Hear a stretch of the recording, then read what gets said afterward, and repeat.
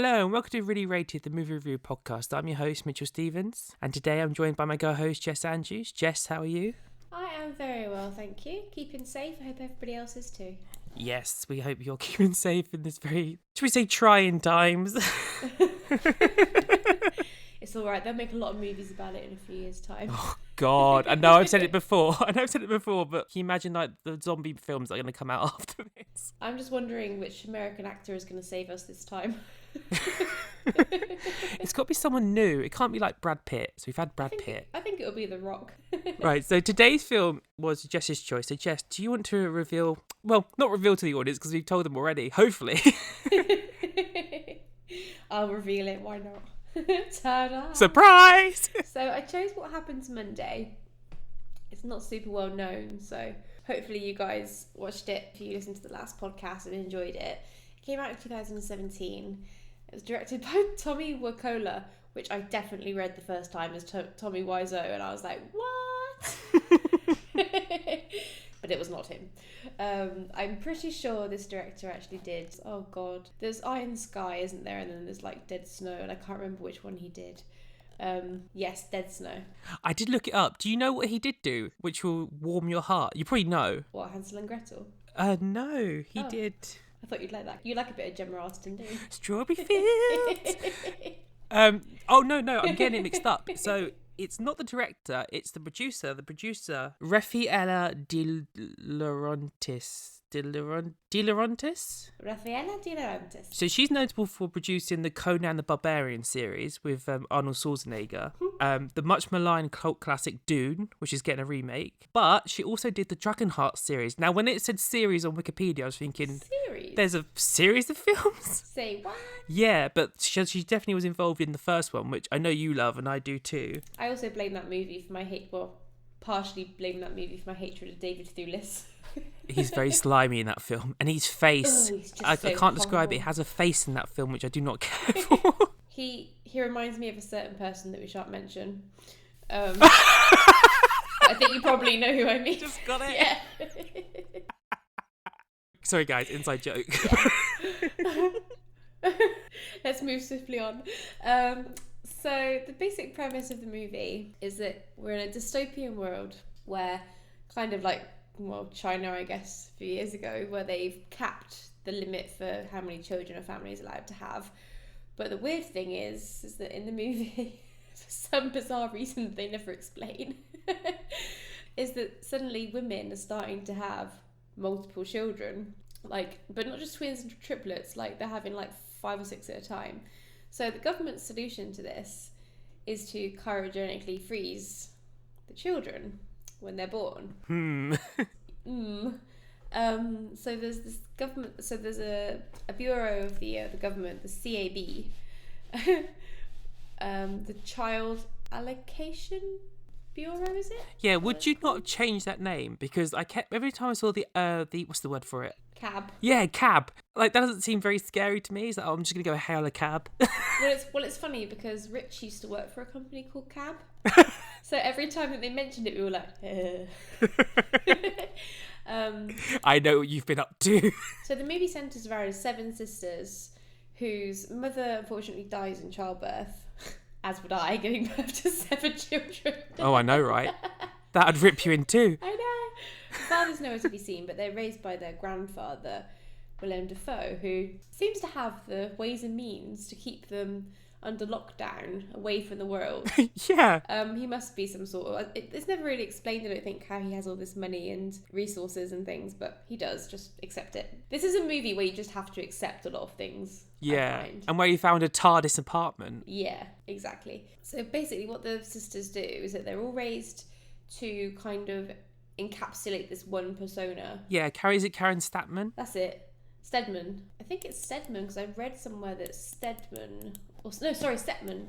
Oh, Stepman. I think it's Setman. Setman. I think so. I think it is because it's in some Scandi language. It translates to like Seventh Man or something. Oh, that's nice. Yeah, I thought that was cool. Yeah, originally the film was written with a man in mind. Yeah, and I think I prefer that it's women. I think it works. Not because I'm like a everything should be women, kill the men sort of person. I 100% agree, because the whole premise of the film is that they're put in like peril, and it's sort of like the outside world encroaching. I think if it was a man, we would have a very kind of like Bourne legacy sort of situation. Definitely, yeah. And also, I think it's easier on the like costume designer and things like that to kind of, I mean, obviously it's a little bit generalizing, but women tend to have more variety in how they look and how they dress. Before we go any further into the film, because before we start talking about kind of the second half of the film, which is all about the action and like the conspiracy happening, I just want to raise the question. Raise it to the roof. Whoop, whoop. Given the high concept of the story, you know, like you said, you made a joke of saying how, like, you know, women are starting having like multiple children, like twins, and that, and it's not actually explained why, apart from the fact that it's all GMOs.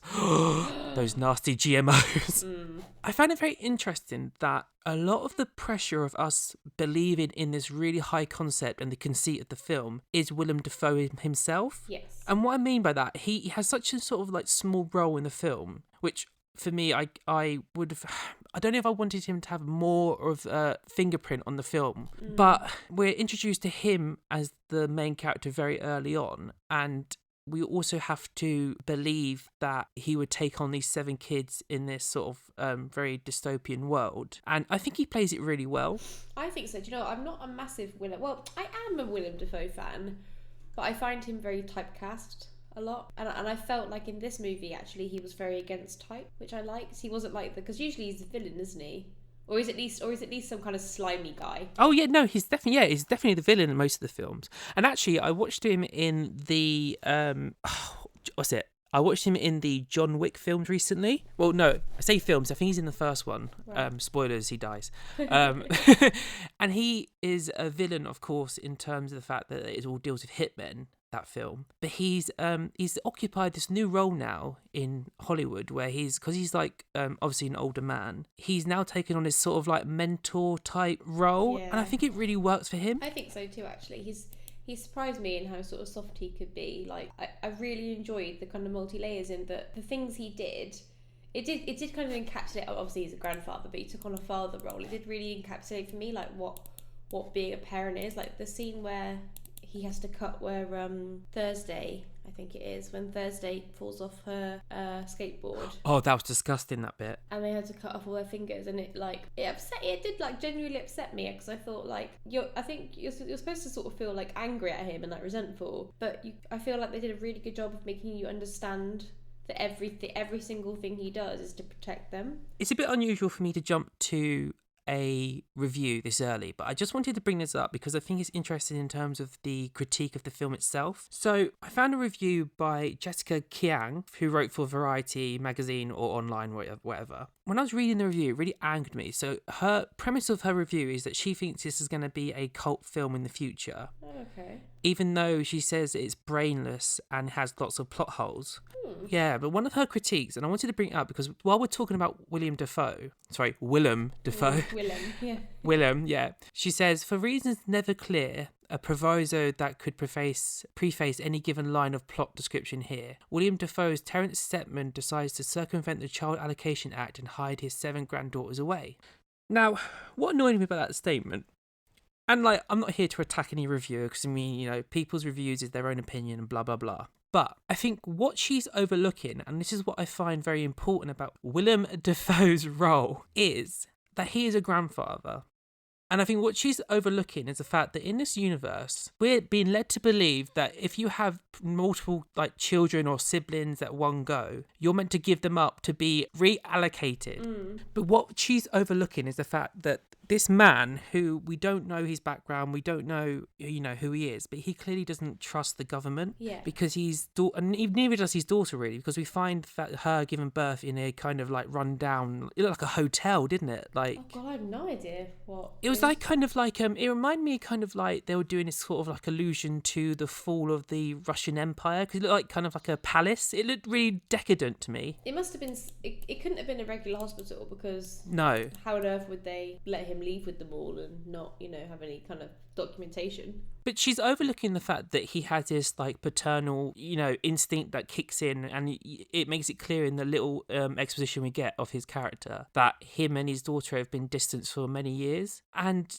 it just angers me that I think that it's, for that to be overlooked, it actually is the heart of the film. Like, the fact that he's doing this for the love of his daughter and her children. I just don't understand how that's not clear. I don't know. It just wound me up a little bit, that statement. One of the only real negatives that I can draw from it is that the script is problematic in that you have seven main characters who all look the same, that you're meant to have developed and have relationships with the granddad.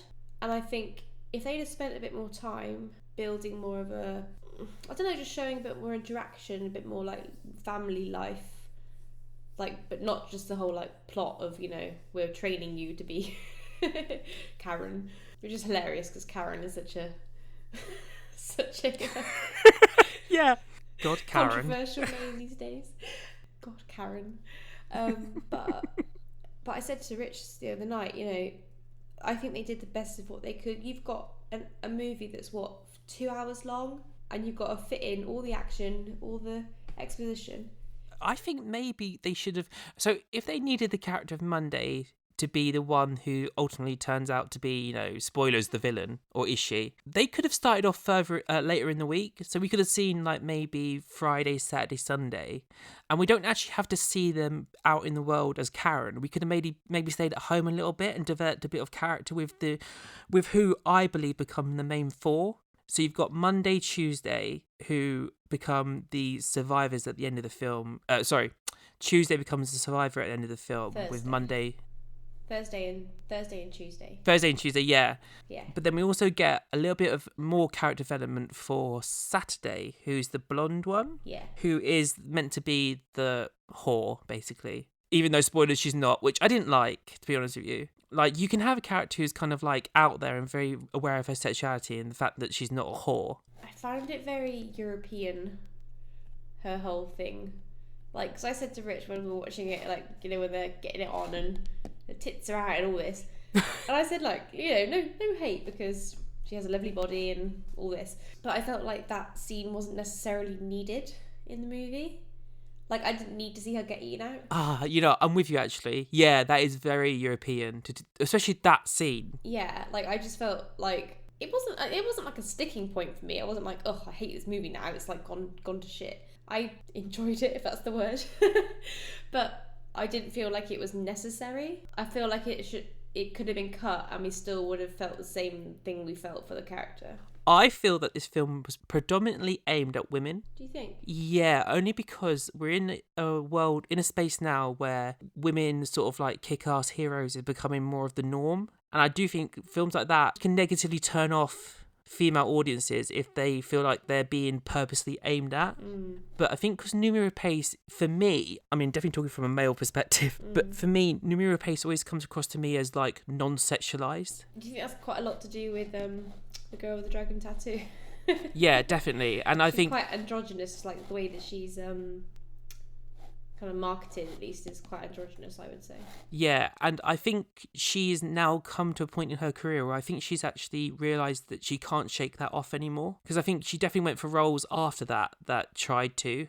She was in the second Sherlock Holmes films done by Guy Ritchie. And she's a kind of a damsel in distress, but not really sort of character. But anyway, back to my point. I think when you have a leading lady like Noomi Rapace, who I feel is very like desexualised or even asexual in terms of how she's marketed and even how she looks, and that's not a critique on her. I think she's a very attractive woman. Yeah, she is. I think that scene was more for the fact that they wanted to get a naked male on screen.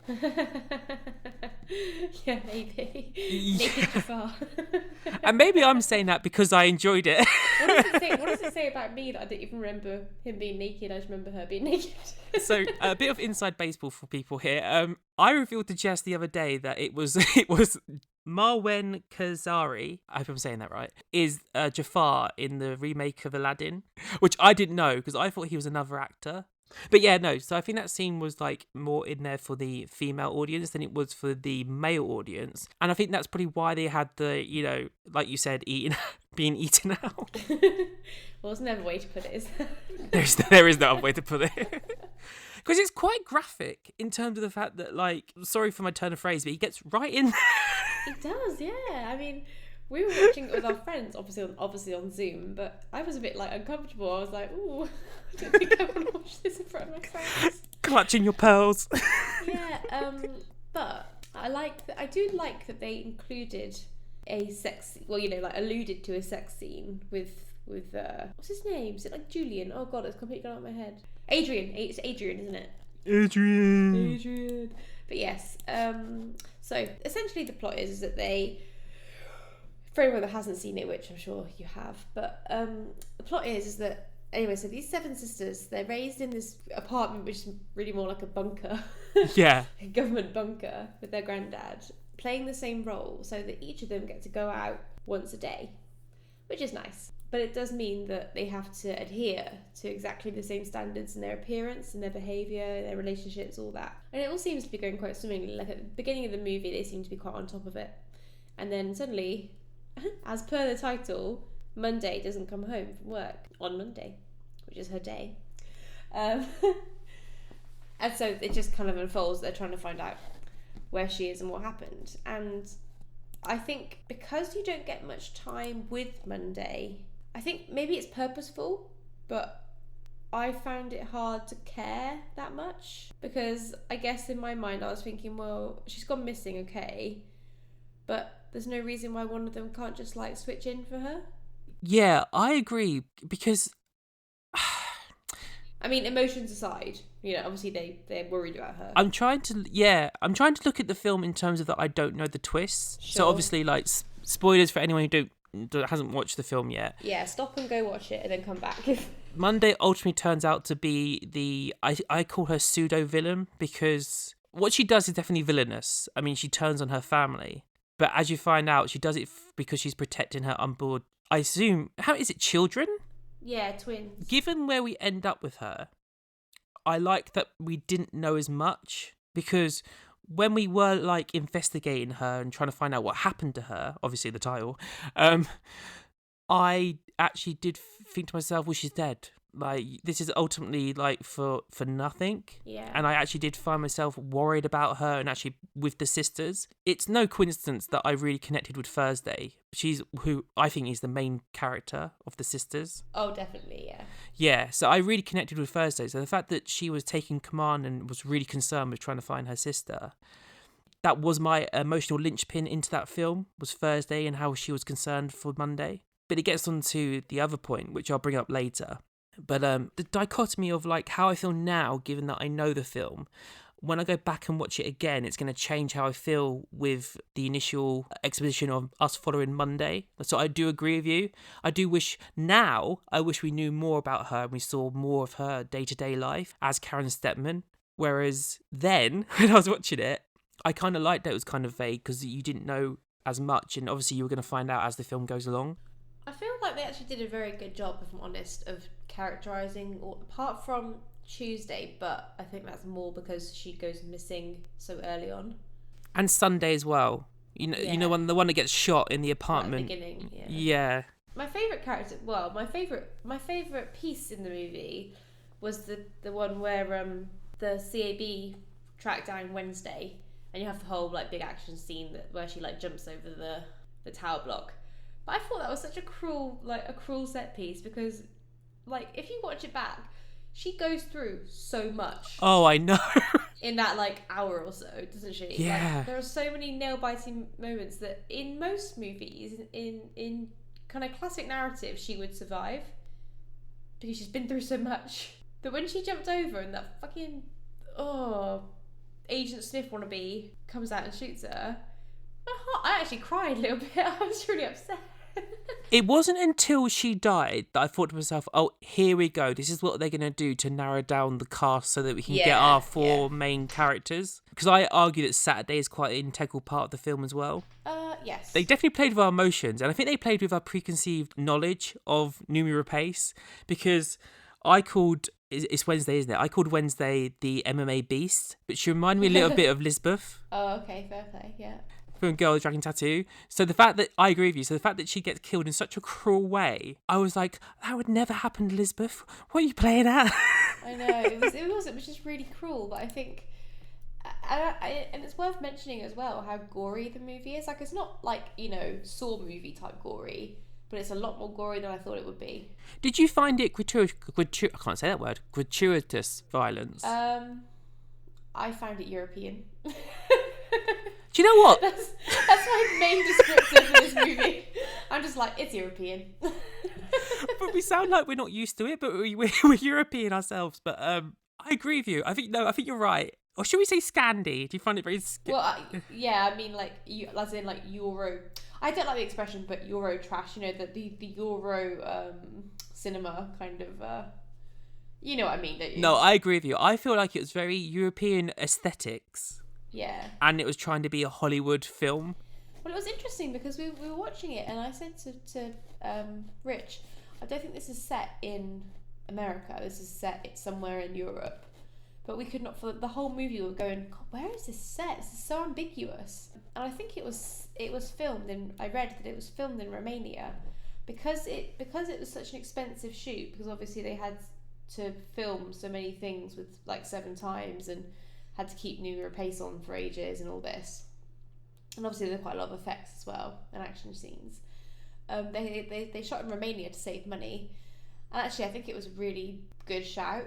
Because Romania is not somewhere that most people have been, or that's featured very heavily in mainstream movies, it made it more believable that it was dystopian for me. Yeah, now that you're bringing it up, I can see what you mean. Because I when I was watching the film, I wasn't sitting there thinking to myself, where is this? But now that you bring it up, to me it felt very Parisian. Oh, really? And it might have been the apartment complex they were in.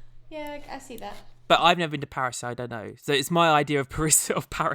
I feel like it was very political. Like, I feel like if we were at uni, this is a movie that I would have chosen to write about in a politics and film module. Don't worry, we will get there, because I want to talk about the politics of it all. But sorry, carry on. Because it's deep. It's deep, man. Well, I don't know. It's as shallow as a puddle, I think. But but they try, bless them. I don't mean deep as in like deep to find the meaning. I just mean there's a lot of stuff in there. It's very heavy with like the allegories. I think the ceiling was high, but the floor was low as well, if you get what I mean. You're just more intuitive than me. I'm like, I think it's saying that being the same is bad. But then I also enjoyed the sex scene for the male nudity, so that doesn't say a lot about me. Yes, you are very shallow. I'm very shallow. But I think it's definitely worth mentioning at this point, Glenn Close, Glenn Close's character, because me and my friends watching it had very different opinions. I actually thought she was written quite well. They all hated it. They all hated her. Like, they thought she was a rubbish character. I thought it was actually done relatively realistically. Like, I don't think it ever really paints her as somebody who is hell-bent on killing all the children and is, an evil person. I think she's meant to be a product of her politics. I want to say that they lucked out with Glenn Close, but I believe it was a purposeful casting, if you get what I mean, because Glenn Close, she can act with so little, and behind her words and her face and her demeanour, she can tell so much. Even though I don't agree with this term, she's underwritten, because I don't think she is, because I got what I wanted out of her, and I think I understood her throughout the film, and ultimately where she comes up at the end, I get her journey and I get who she is. So I think people who don't understand her, I think need to sort of really hone in on what is not said rather than what is. It's in the space in between what you don't hear is where her true emotions and her character lies. I know that sounds very pretentious for me to go, oh, you just didn't get it, guys. You didn't get it. You just didn't get it. But what I mean by that is I think her character is purposely written as something that is... because she's very, very political. She's very much a politician, and they want to show you a facade of what they want to present to the world. and it's in the space that you don't hear, or in this, in the time that she has with that guy who I was so convinced was her son. Oh, really? Yeah, I don't know if it's because they both had blonde, like, or auburn. Yeah, they do look similar. Yeah. So in my mind, it's her son. So when what's her name? Oh, Cayman. Cayman. So when Cayman Jr. when Cayman Jr. is talking to his mum, those moments that I actually feel like we get the true her, especially when she sort of reveals that she had that dream and the CAB, the doors were broken open and all the babies fell out, or the children, she says, and I was like, that is so disturbing. But to me, that made me feel some sort of empathy for her. Well, she said something about, like, in her dream, like, she was like, oh, everything was burning, they were all burning, and I just thought, like, oh, that's so, like, she was almost sort of like a Nazi camp, like what you'd imagine someone that works at a Nazi camp would have been, like a concentration camp would be like, hedging up all this horrible genocide for what they perceive to be the greater good, and how that would conflict you. And with that being said, I think let's jump to the politics of the film, because in talking about the politics of the film in terms of what the film is trying to say and the message it's trying to give across, I think it takes us to the sort of like ending of the film and the following action of, well, basically their journey. So what I mean by that is, so the idea of the overpopulation of the Earth, basically, it's a subject which I've found very interesting in the past, and it first came to my attention with the film Inferno, which is the third film in the Da Vinci Code franchise. Have you seen it? No, but Rich said the same thing. He was describing it to me. Ah. So I know what you're on about. We're so simpatico, me and Rich. I know, right? So for people that haven't seen it, and it's going to be light spoilers, basically the premise of that film and the book as well is the fact that there's this tech billionaire who's meant to be a stand-in for, I think, Bill Gates and what's the Apple creator guy? Steve Jobs, that's it. He has a TED talk which they use as a flashback, and he's basically saying that we're overpopulated and it's going to get worse, and we have to come to some sort of solution. Now, there's the key word there, solution, like hello Nazis. That film plays with your emotions in terms of like what is going on, because there's this group of terrorists who are threatening to release a biological weapon which is going to halve the sort of world's population. And also, it's kind of like Thanos' ultimate plan in Avengers. Like that's what he wants to do, but he's more of a universe, galaxy type scope. But anyway, so since that film, it's been something that I've been wrestling with in my mind in terms of the fact that they're not wrong. It's true, and a lot of people are having more kids than they probably need to these days. And I'm not saying people should be, capped on how many kids they have, but it's something that us as a population, as a generation, gonna have to face. It's a result of climate change. It's happening because of it. Anyway, I'm getting to my politics here. But what I mean is, so this film, when this sort of cropped up right at the beginning, it's something that really sort of sat with me. And I was like, this is something that we need to address more in films, and it needs to be talked about. But my main concern is with this film is that they're not so much concerned with answering it. They're more concerned with just bringing it up. Because when we get to the end of the film, we have that closing shot of Tuesday and Thursday and Adrian looking at the twins, and then it pans out and we've got all these screaming kids, and there's not a lot, and it's like 2 or 3 nurses are all tending to them. Yeah. But what annoyed me a little bit is the fact that I kind of wanted them to answer it more, because I was left kind of wanting at the end of the film. But I think that might have been the point. Yeah, I think it was definitely trying to make a comment about the harshness of sometimes having to make, Glenn Close says it at the end of the movie, like, what did you want me to do? You'll soon think that I was right when nobody, when everyone's starving and the world has imploded on itself, it's a really like current and kind of sad thing to think about, but I think they nailed it as well as they could. Do you think the use of it, of like the one child per person and this ultimate like population problem, do you think it was cheap? Because for me, I found it powerful that they didn't answer it, and I think you did as well. Yeah, I didn't leave the movie thinking, okay, so what? Do you know what I mean? Like I thought that's the whole. Yeah, to me it was the point. It was the point that there is no real solution, and unfortunately, to use the word solution, the solution is not always what you want.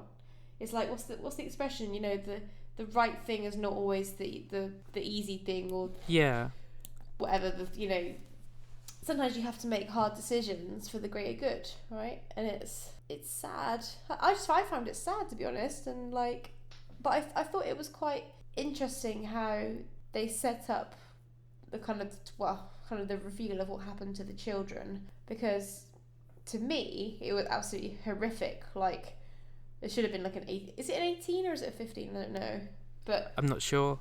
To me, incinerating, well, hopefully you guys have seen it, if not, go watch it, but to me, incinerating a live child on screen is made me feel quite sick. And the fact that the parents were obviously told by the CAB that they're just being cryogenically kept until the world was healed, which does make you sort of think, like, everyone's eating rats to survive, right? So the government clearly doesn't have that much money. Yeah. So how are they keeping all these people alive for, like, you know, like billions of people alive in these cryogenic? But I was fooled. I was fooled. Were you not? I didn't know, but I was suspicious. Oh, okay. I was like, something's a bit. Yeah. I mean, even putting them in cryogenic freezing is, from the perspective of the person in the current time of the parent, basically that is killing your child, isn't it? Well, this is why I was... Because you're not going to live with them ever. Yeah. Like, you've lost them, haven't you? But this is why I was fooled, because in hindsight, so when you get to the point where they reveal that this is what the solution is, this is what the facade of the solution is, which is, we're going to freeze your children. Like you just said, that is a death, because you're going to die and they're going to wake up, they're going to be alive. You're not going to know that child's like promise and like their future. So for me, in retrospect, at that moment in time, because we get introduced to the idea of cryogenically freezing through an advert, which you see. So when I saw that, I thought to myself, well, it makes total sense why Willem Dafoe would take on these 7 sisters and want to protect them, because he's not going to want them to be frozen, or like 6 of them frozen and he gets to keep 1. Yeah. So to me... How would you even decide which one you keep? Exactly. So to me, it makes total sense why he would take on like this responsibility and want to protect them. And what he did was ultimately very creative. So for me, even the idea of cryogenically freezing children was quite morbid in the first place. Oh, 100%. Yeah. Yeah, so when that reveal comes up, I was absolutely like just blown away and disgusted. Like when you actually see it, I think I felt like Thursday in that reaction. I was like, what the hell? Oh my god, like, and is it just me, or did you just want like when the nurse gets her comeuppance? Yes. I was like, yes, fucking suck it, you bitch. Like, who takes that job if they're not an absolute psychopath? Oh, I know. It's, yeah, like, literally, I do like that she got her come up in straight away, because it is like the guy that, you know, turns the handle in concentration camps. It's like, you're not innocent. No. You're still culpable in killing, like, millions of people. But I found it, I feel like I wouldn't want to watch that scene again. Do you know what I mean? Like, it upset me so much. And I think it was meant to, obviously.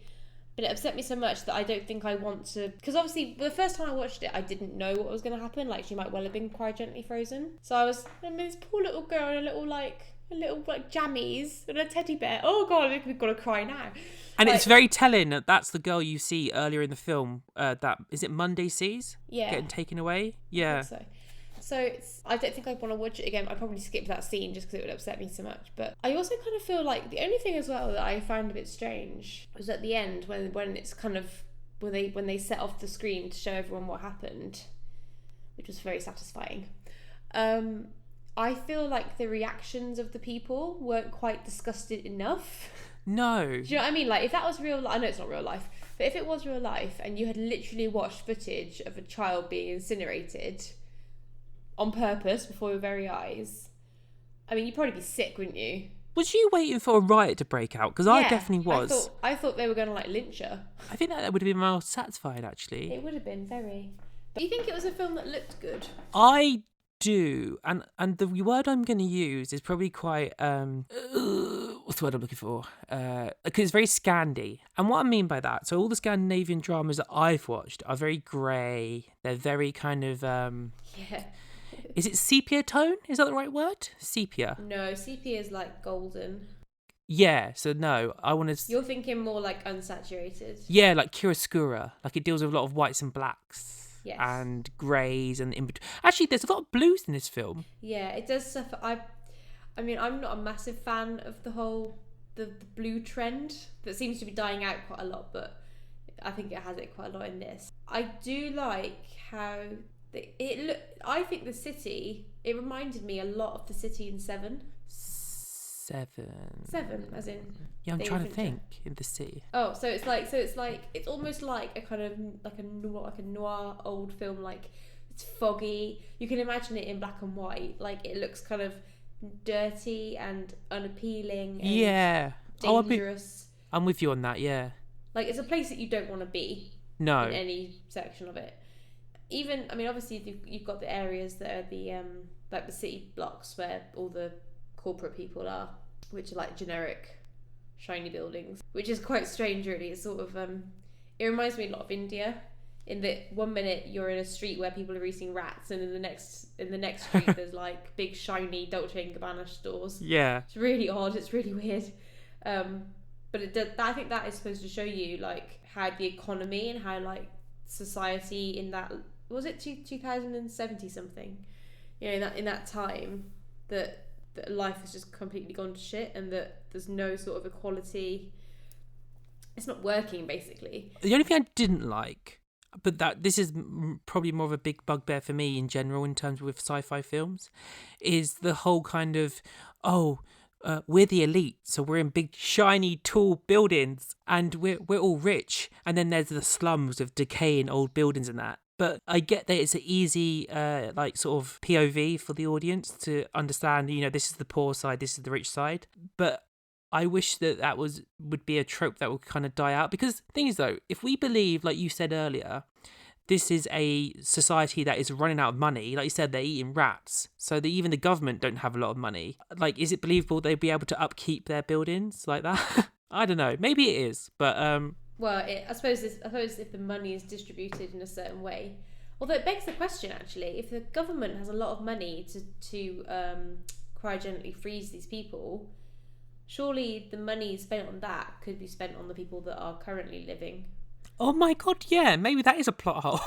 Although the thing is that I said to Rich, like, they could. The weird thing is about the plot, I find, the reason that I think it's a very biting commentary on society and politics and the way the world works, is that you see in the beginning they have sterilisation centres.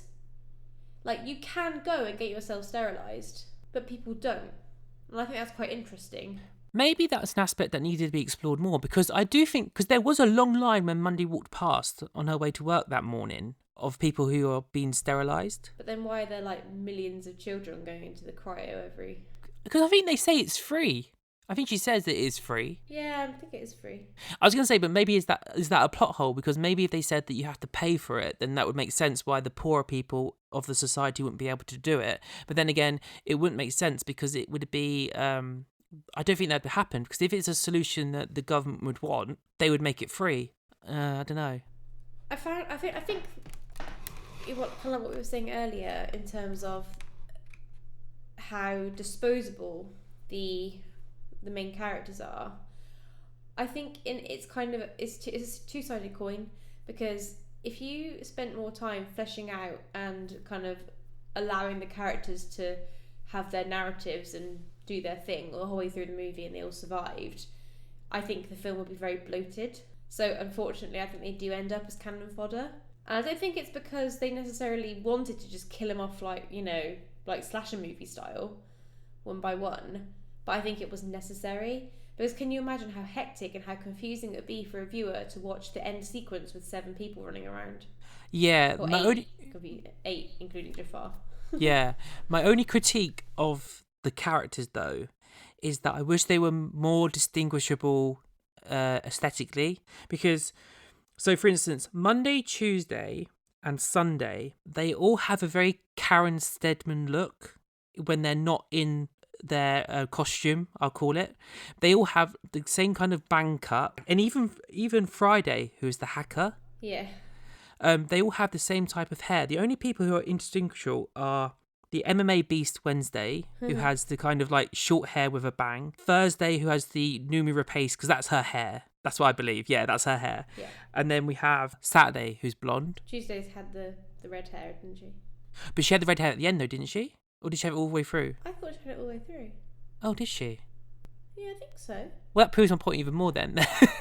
Because the ones that are distinguishable that I took that you care about. And I was thinking that on a rewatch, because I would know this now, that they're the ones you need to look out for, that it would improve my viewing experience in terms of the fact that once I go back, I'll be like, okay, they don't matter in terms of the overall plot, in terms of the fact that we don't have to deal with Monday until the end of the film. And then Tuesday becomes a damsel in distress literally the second day, and she's taken out of the equation.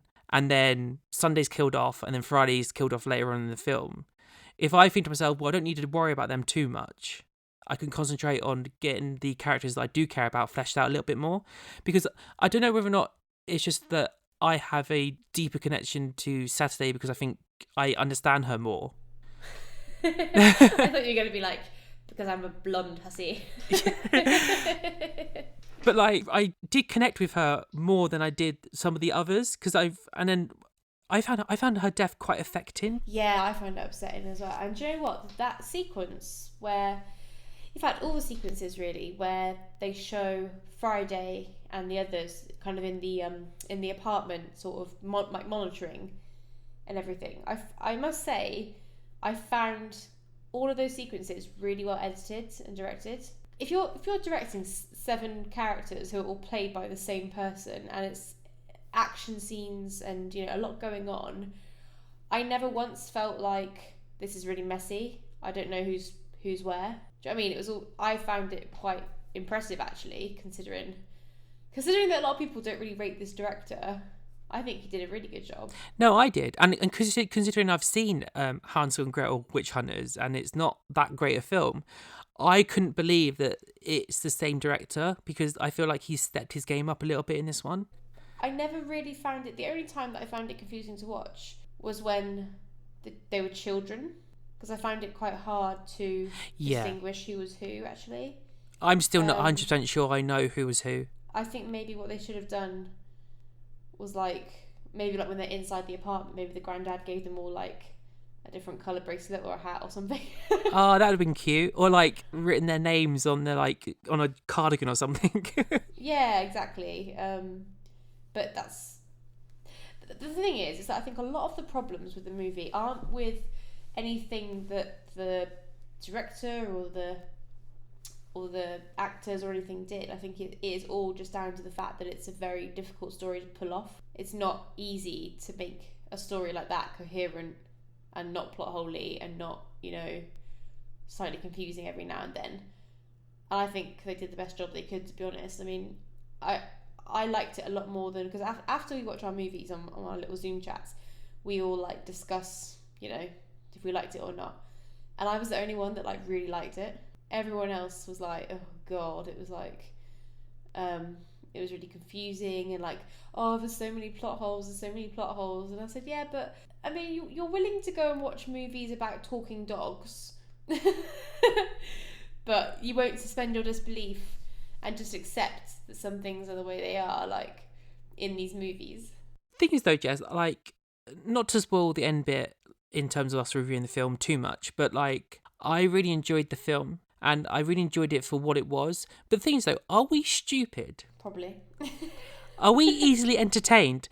But I don't think we are. I just think as movie reviewers and as movie fans, I think you and I are a lot more forgiving of certain things that other people aren't. Maybe, but I mean, it's a weird one, because the people that tend to say they don't like the movie do tend to be air quotes, film buffs. People that enjoy film. They're not sort of people that casually watch film, I guess. So I think they are highly critical, but less sympathetic maybe. I don't know. A lot of the general critique of the film mirrors a lot of the friends that you watched it on Zoom with. Yeah. And I'm not critiquing them because, like, you know, you can like what you like, Yeah, and it's that's, their opinion. you know, that's fine. But a lot of the things that people point out, like the plot holes or the fact that it's quite a simple story and blah, blah, blah, for me, that takes a back seat to the fact that I really connected with these characters, and especially the four main characters that we learn are the most consequential. I enjoyed the ride. I actually enjoyed until right at the end, obviously, when you find out that Monday was pulling a fast one. I actually enjoyed trying to find out what happened to her. I was like, well, what actually happened to her? I was really kind of like confused. And even like when they started suspecting Adrian, I suspected Adrian. So I don't know whether or not I wasn't watching the film in terms of a critical eye, or maybe I was just taken along for the ride. But I enjoyed being taken along for a ride with a film. Tell me your story. I actually felt really engaged the whole way through, and like there were certain bits that I was actually on the edge of my seat. Like when Saturday is in the apartment with Adrian, and they're like getting it on, and he starts choking her. I was like, shit, he's actually like a bad guy. Oh my god. Like, I thought he was really, like, because they coded him as so nice to begin with. But the one thing that I do think is they maybe could have explained a bit better, is that, let me just get it right in my head because it's quite confusing. So on the first day that we see in the movie is Sunday, isn't it? So you see Sunday go to the gates where they scan her little bracelet, and he's there. Yeah, she's coming home, isn't she, from work? Yeah. Yeah. They have a little, like, repartee, right? But from his perspective, because he's in love with Monday, that is her. So it's weird that, like, in all the time that they had their relationship and he knew of Karen, that it never kind of came out. He never saw, like, say he glimpsed, I don't know, Wednesday in the supermarket or at the rat stand. Yeah. and said, oh, hello, you know, and he never once kind of thought, why don't you remember what I said to you? Or, because she kept this relationship secret. So everything that she updated them with work and everything else, and told them, because they have that debriefing at the end of the day, don't they?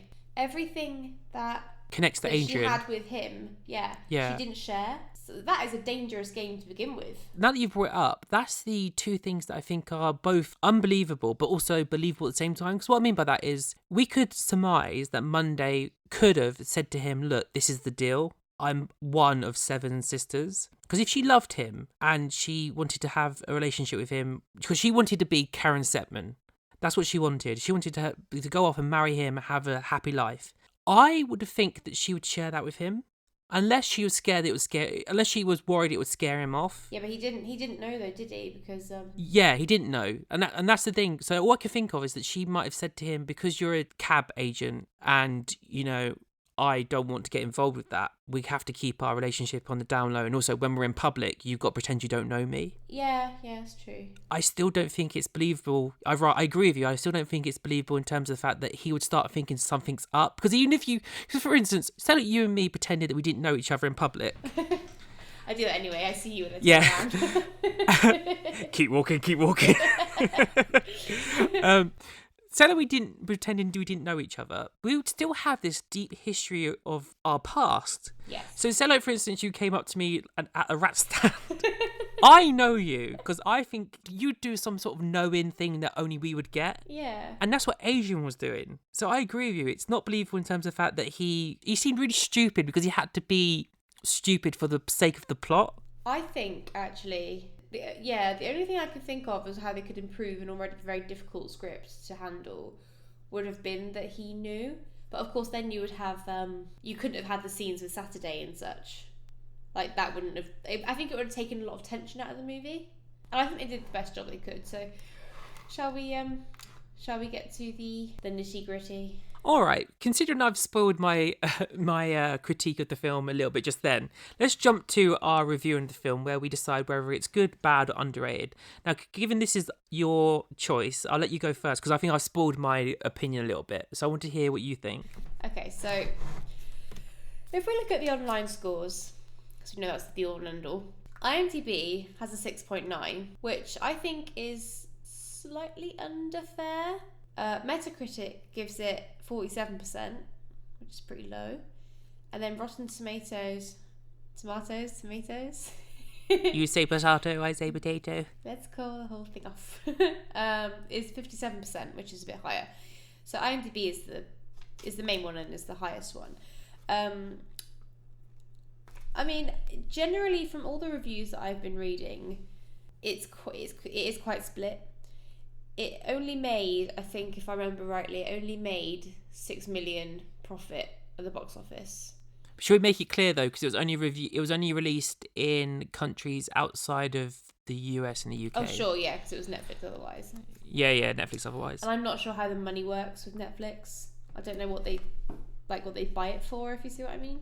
But, well, I do know. Oh. Yes. You sliding your card over the table at me. Well, I know so much is in terms of I know how the business model of Netflix works in terms of the fact that when it comes to their original programming, they will generally try and find projects that have been in production hell for like years. And this is one of them. Because this is actually one of those films that is on the blacklist, which is a very famous list of scripts that have yet to be produced but have been earmarked by people in the know that they should keep their eye out for. This is one of them. So it was in production hell for like years upon years. I think it hit from what I've read, it hit the blacklist in 2013, I think. So what I know about Netflix is they come in with a low offer with a production team that is probably willing to get the film made for like a cheap budget. So for instance, it'd be like us. So like we had an idea for a film and we wanted to make it and we approached Netflix. They'll be like, okay, we'll give you this amount of money to make it and then we'll give you the money to get a super big cast. So it's made on a budget, but the main budget that Netflix contributes to it is the fact that it will give the money to get the big names attached. Right. I know for this film in particular, it's funny that you bring up it felt very European and I said it very Scandi. I think it was made by like that part of Europe. Really, this should be a foreign film. Right. But because Netflix got its paws on it, it became a Western speaking type film. So obviously Hollywood. Yeah. So that's what I know, which isn't a lot. So I feel like the ratings so from the reviews that I've been reading, it is mixed. People are either kind of on my side in terms of like they did the best with something that was a very difficult thing. As you said, it would have been stuck in production hell, and I can see why, because it's not an easy thing to film. Some people are sort of stating it as like kind of mindless and overcomplicated and, you know, like you said, killing off the characters every 5 minutes and such. I can see their points, but I think you have to consider a movie for what it is rather than what it's not or what you want it to be. Aside from a couple of little plot issues that can be ignored, if I'm honest, I actually found it highly enjoyable, like more than I thought I would. But when my friends said for us to watch it, I was a bit like, oh. So I'm not a huge Noomi Rapace fan, if I'm honest. I don't dislike her, but I was a bit like, do I really want to watch 7 Noomi Rapaces? I feel bad for Noomi Rapace because I feel like how I feel with foreign films. See, I generally, when I watch a foreign film, I always generally have to be in a mood for it because obviously we have to read the subtitles. And I think there's a certain subtext that gets lost when you have to read what they're saying, when you can't engage with what they're saying, if you get what I mean. See, that's interesting you say that because I feel much more comfortable reading subtitles than I do with dubbing. Oh yeah, no, I agree because I hate dubbing. Yeah, I agree. Is horrendous. So Noomi Rapace, in my opinion, is a much more accomplished actor in her own native tongue than she is in English. And what I mean by that is because she's having to, even though she is a very fluent English speaker, because when you speak to someone who speaks English and it's not their native tongue, they always say to you that it's hard for them to vocalize what they're thinking because they have to put it into words, because really our language is actually quite narrow in terms of expressing what people want to express in their native tongue. Yeah. And what I feel with Noomi Rapace is that when she acts English, which sounds very ignorant of me saying, she feels like she's very penned in. Do you think she wanted to do this movie because it gave her a chance to actually do different characters? Yeah, because I think she wanted to prove that she could do it. And I think she is successful in certain areas. Oh God, I think she's really impressive, to be honest. Like, a lot of the time when she was doing segment with Wednesday, the big chase scene, she was selling it in every way, like the emotion, the action. I was so invested in every one of her characters, apart from Sunday, who is admittedly a bit underdeveloped, but what are you going to do? Sunday's a day of rest. They were like, yeah, whatever. I mean, I think it's a bit ignorant for me to say like the fact that she's not convincing in like English roles, given that the only sort of other films that I've seen her in is the Girl with Dragon Tattoo like saga. The thing is with that role of Elizabeth, when I see her speaking in her like native tongue, there's so much more emotion that she conveys, which I don't feel like I get in her other roles when she's doing it on this side of the pond. I think that's true for a lot of actors, though, isn't it? I mean, I don't know many actors who can speak so fluently that they can actually project real, proper emotion. But this is one of her roles, which like, I agree with you. I feel like I was very impressed. I think, do you know what it is? I think I enjoyed it so much because I was so impressed by her. Yeah. And I like Noomi Rapace. The films I've seen, I mean, I argue that she's one of the better things about Prometheus. Yeah. Definitely. Because I enjoy Prometheus more than like the average person. And also, if you compare it to the atrocious Alien, what was it, Convergence, what was it called? Covenant, that's it. I'm not gonna lie, I enjoyed Covenant. I enjoyed it for what it was. Yeah. But I didn't love that they killed her off. Oh no, yeah. Do you think she just turned it down because it got such a negative reaction? No, they didn't want her back. What? Yeah, I'm pretty sure. But you could have... Oh, but then again, they do wrap up her... Because have you seen the short film they did? Sorry, guys, side tangent. They did a separate short film with her and Michael Fassbender, and they wrap up her story. Oh, really? So she came back for that. But anyway, sorry. Anyway. Anywho. But yes, I agree with you. Because from what I've read, like you said, it's got very mixed reactions from people. Going back to the reviewer that I found at Variety, Jessica Kiang, I want to read what she said because I actually do agree with her, even though she's quite snippy. She said, it attains such a level of lurid brainlessness that a cult reprisal may happen at some point after a decent interval of sober reflection has passed. So what she's saying is, she thinks this is going to be a cult classic in the future. I kind of disagree with her in terms of the fact that in order for something to be cult, I think it has to be universally panned. There's a lot of reasons why things become cult, isn't there? But I see what she means. In terms of it has a lot of the traits that some cult films have, like it's kind of almost a bit battle royale-ish. However, to say that it's mindless is very unfair, I think. I think she's missed the point in terms of what I said earlier. So the main crux of the film, where it has its balls basically, and it has its kind of political leaning, is the whole overpopulation thing. And also, oh, do you know what? I need to bring it up before I actually forget. And this is part of where I think it's quite ballsy. You know the part where after Monday and Thursday battle in the toilet and she walks out? I love that bit. I turned to Steve and I went, right. I said, if this movie has balls, it'd be Monday. But I think they're going to go with the whole kind of it's Thursday because they want to have a quote unquote happy ending. But when it was revealed to be Thursday, I was quite happy. And I was like, you fucking go, girl. Yeah. So I went against what I said. No, I don't. That's really funny you say that because I was exactly the same. Me and Rich were watching it. And I was like, because obviously they leave it up to a little bit of like, you know, suspense as to who actually won. And I said to Rich the same thing. I was like, I thought it was going to be Monday. I thought it was going to be like a sad ending. Well, not sad, but you know, like they failed sort of thing. And I could kind of make peace. I tried to make peace with it. So I was like, okay, well, I wanted Thursday to win, but this is not really a happy film. I think it's meant to be making a point. So when she did win, I was like, I was like smiling all over my face. I was so pleased because I think that's what you're meant to feel as well. I don't think anyone, even though I feel like Monday's motives are understandable, kind of. Like you can understand that she feels like she can't be an individual. She's frustrated that she's pregnant and in love with a guy that she can't, you know, be with, etc., etc. And also, I think it's important for the fact that they show you that she saw the moments when her grandfather was upset and vulnerable. That would affect you as a child. So the fact that you're living this life that you think's a lie, which like not even he was fully believing that it was, because she was basically saying we can't keep doing this forever. Basically, that's what she was saying. We have to live our own life, and he knew that as well, and that's why she grew up having that opinion where like she didn't fully believe what he was doing was right. The only thing I don't understand is how she sort of screwed over her sisters the way she did. Yeah, you'd think she could have like spoken to them about it and tried to think of a solution. Do you think they would have been? I think they. I don't. Oh, it's tough to say because Thursday's so understanding at the end of the film, but that's because nearly all her sisters are dead. Yeah. But I don't know whether or not they would have been as understanding if she turned around and went, right, guys, I'm pregnant. What are we going to do? Because they would have been just like, well, get rid of it. I feel like I can understand her frustration, especially like in current times, because it's kind of like the corona thing, isn't it? Like, she is dependent on the other 6 people being sensible, sticking to the plan. She's constantly living in fear of everybody else's actions. Yeah, and she wants to be with sexy Jafar. Yeah, and it's and it's frustrating even just now, isn't it? When you think, oh well, I'm staying home. Why aren't you? Oh, don't stop! You're triggering me. Stop.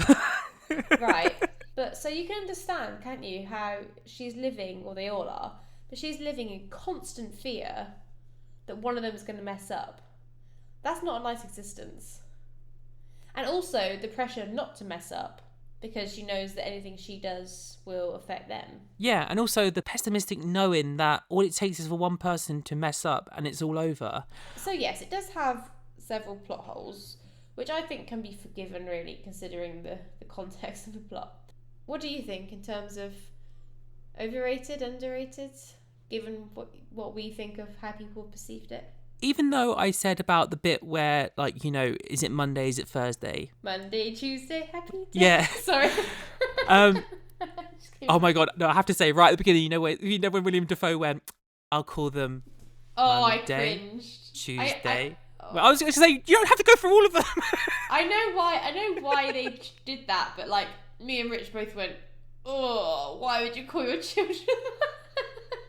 So even though I said that, like, if it had been Monday, they would have balls and so on, I wasn't decided on whether or not it was a good film. Now, that closing segment, for me, because they lost their balls when they said it wasn't Monday. However, they regained them with that ending. I think at the end of the film went, we're not answering the question that we posed. However, it was very telling of the fact that they had all those babies in that ward and they only had so many nurses. And I was thinking to myself, well, you've kind of shown your hand of how you think that you should be dealing with this film. And the fact that a film is saying to you, maybe the bad guy had a point, for me, made it a good film. Yeah, 100%. I mean, even in like Endgame, Infinity War, even in that, it's, I mean, you remember what happened, you know, when it came out and everyone was pretty much saying online, like, it's really sad and everything, but I kind of see Thanos' point. Yeah, no, I do. You know, and that is, I think it has balls to be able to say, actually, it's kind of a lose-lose situation, really, isn't it? But I thought it was I think it was a brave undertaking for like everyone working on it. I feel like the director had a lot to think about. Noomi had a lot to obviously put into it. Playing 7 characters and make them all like relatively distinct is a challenge and a half. Also acting alone, that's not easy, right? No, yeah. Having to act with yourself, as well as all the physical stuff she had to do. So I personally think it's underrated. Oh. To be honest, I do. I think it has its faults, like anything, but I think it gets a bit of a harsh write-up in a lot of aspects, where actually I think it doesn't deserve to be so slated. That's interesting, because I didn't think of that. Do you know what? I think you've convinced me, because you are right, because all the stuff that I've read has been mixed, but the majority of the voices that matter, like, you know, the critics, the critics, they slam it.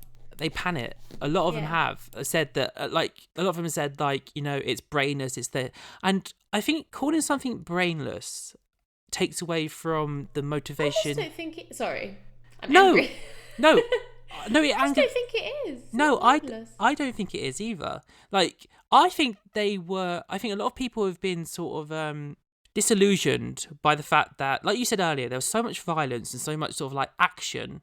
I think when there's action in films, people automatically jump to the fact that, oh, it's just a brainless Hollywood blockbuster. Yeah.